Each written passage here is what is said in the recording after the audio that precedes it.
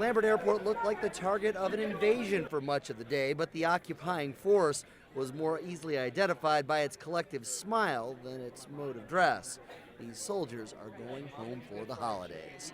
And we don't have formation, and we don't gotta check in. It was just free. I don't know.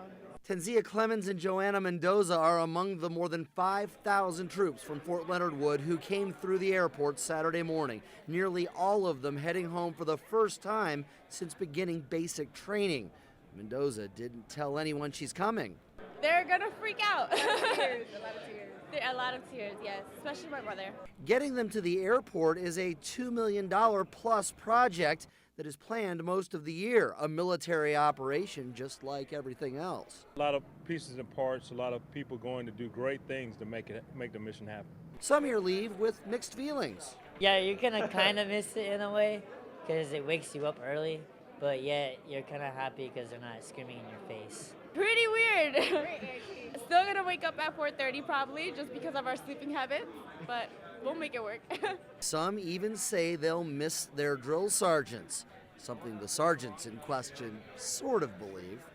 Change some of them, that's the point. So I'm sure they'll miss us. Some of them miss us. Other ones are probably happy to get out of here. They're running to their airplane right now.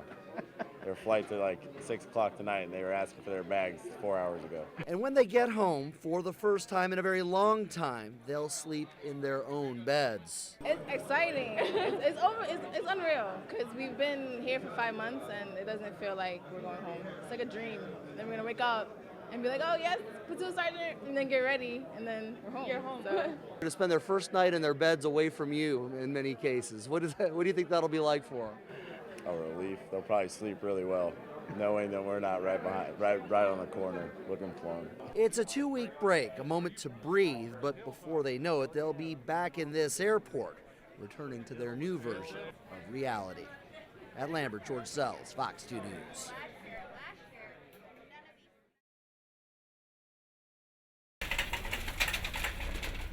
It's a heavy traffic morning in a Target that's not even open yet.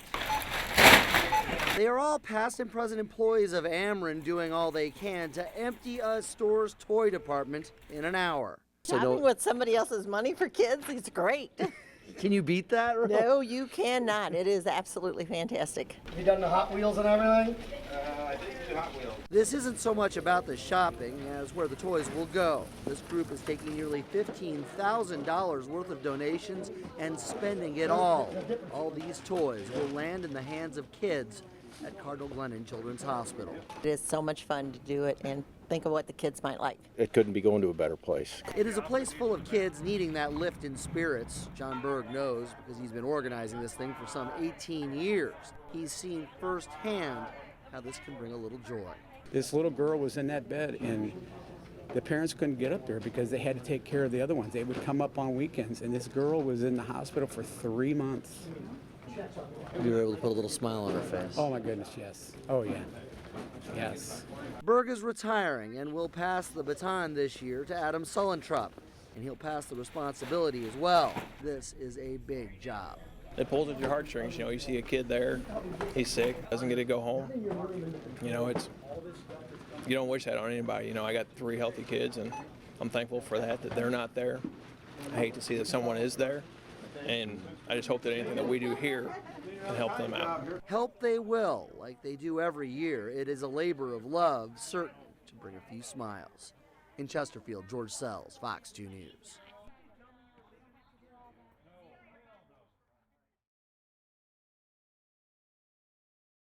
Just looking up at the Metropolitan Square building downtown is daunting. The idea of going to the top via the stairs, it seems, well... I think I'm crazy. But hundreds made the dash for a variety of reasons Saturday morning. None more inspiring than Mark Block. I'm going to try to do it 4 times.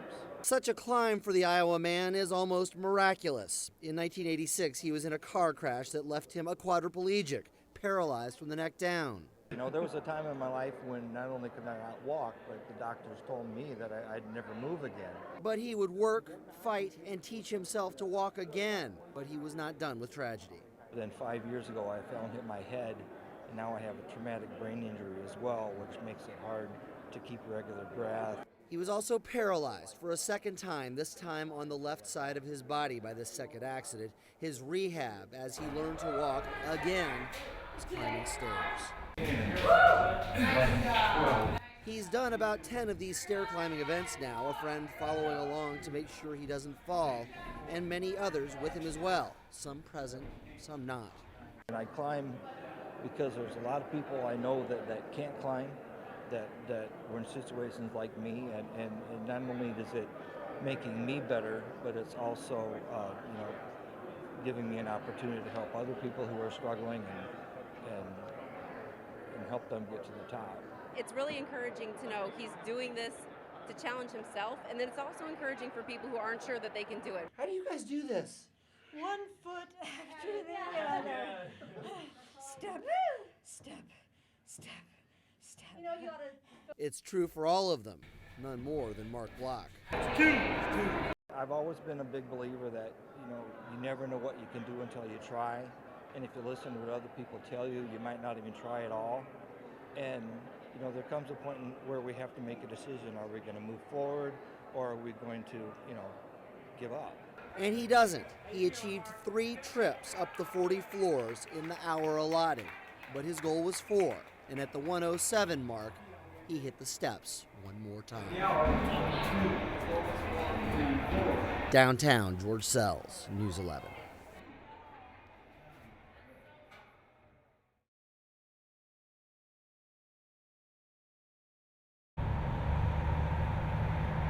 Traffic was being sent off I-70 at the small industrial Shreve exit for hours in North City, the source of the trouble most drivers would never see. But the crash had been violent and deadly. Workers at a nearby plant were exposed to it all morning. The cars are just demolished. It had to be a terrible, horrific wreck. Yeah, it is. I couldn't watch it for a few minutes and I had to walk away. Investigators were still trying to determine the cause by mid-morning. All police could release at the time was that a woman in one of these 2 mangled cars had been killed when the crash happened around 6 a.m. It's something witnesses felt was inevitable from the moment they laid eyes on this wreck. Somebody had to die in the accident. I mean, it was horrific. The cars mangled all over the guardrail there. They say this stretch of interstate is a bad one. From a highway standpoint, the curve here is relatively sharp, and over time, those working here say crashes have become a fact of life. I've been here 11 years, and it's been accident after accident. It does happen kind of frequently up here with wrecks on the highway, and this is a good place to divert traffic to. Westbound traffic on 70 was shut down for more than 3 hours until the scene was cleared. In North City, George Sells, News 11.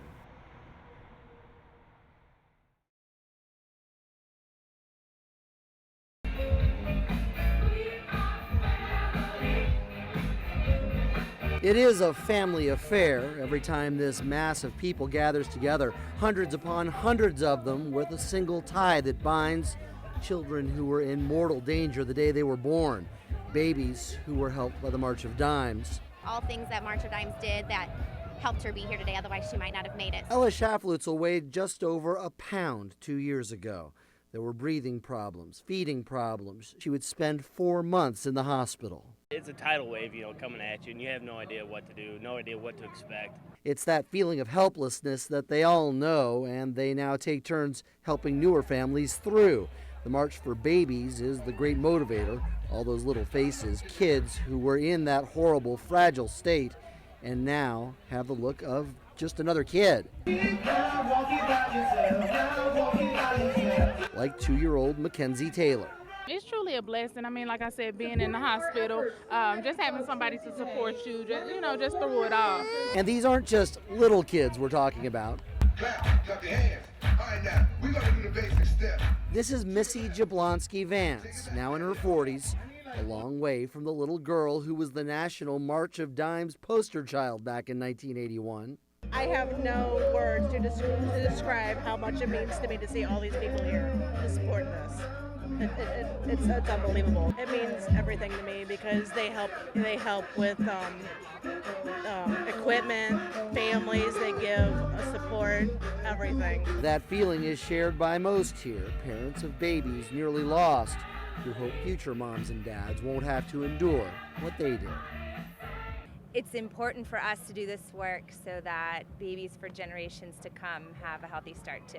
And the threat of a little rain won't slow them down. And because the storms that we face maybe today are nothing compared to what they faced in their journey. In Forest Park, George Sells, Fox 2 News.